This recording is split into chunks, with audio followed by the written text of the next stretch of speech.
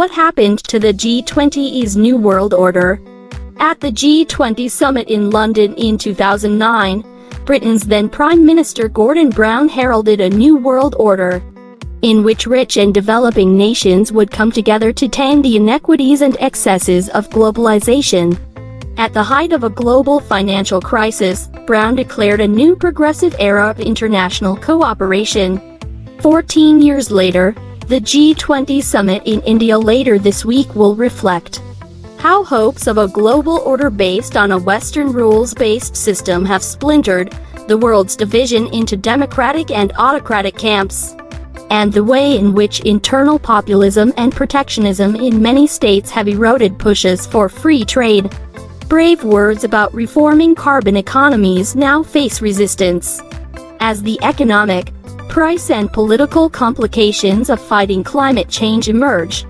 G20 member Russia is a pariah over the war in Ukraine, and President Vladimir Putin cannot risk travel in case he's arrested for war crimes on an international warrant. Xi Jinping, the leader of the world's new superpower, China, likely won't even show up to the summit. It's unlikely that the G20 meeting will produce any consensus on the war in Ukraine, given that Russia and probably China would block it.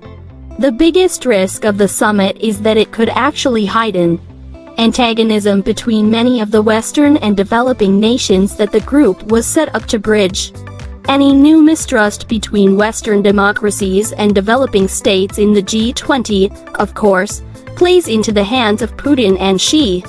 Xi's reasoning is often opaque, but his no-show might be a protest at simmering border tensions and rising geopolitical angst with the great Eastern Pacific superpower India, or could even be motivated by internal economic concerns over a property market crisis in China. But Xi did find time to attend a summit of the BRICS nations in Johannesburg last month. The BRICS group, including Brazil, Russia, India, China and South Africa, welcomed new members Saudi Arabia, Iran, Ethiopia, Egypt, Argentina and the United Arab Emirates.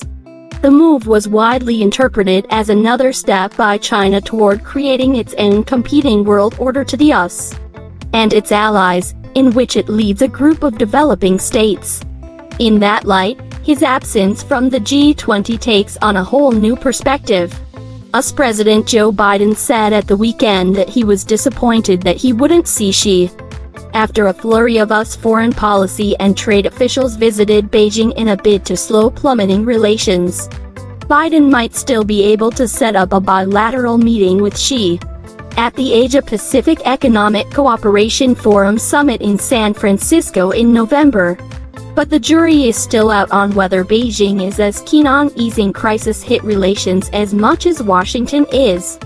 Xi's absence could offer Biden an opening to push forward his relationship with Indian Prime Minister Narendra Modi, whom he welcomed to a glittering state dinner at the White House in June. The US would like to nudge India closer to security arrangements and political groupings involving its allies in the Pacific, as it seeks to counterbalance rising Chinese power. But India is likely to go only so far, as its historic non-aligned status evolves into a posture of trying to have a foot in both camps. New Delhi has disappointed the West by failing to forcefully condemn Russia's invasion of Ukraine, and has profited from cheap Russian oil following a boycott by US allied nations. As a rising power that is still regarded as a developing nation, India is a leading member of both the BRICS and the G20.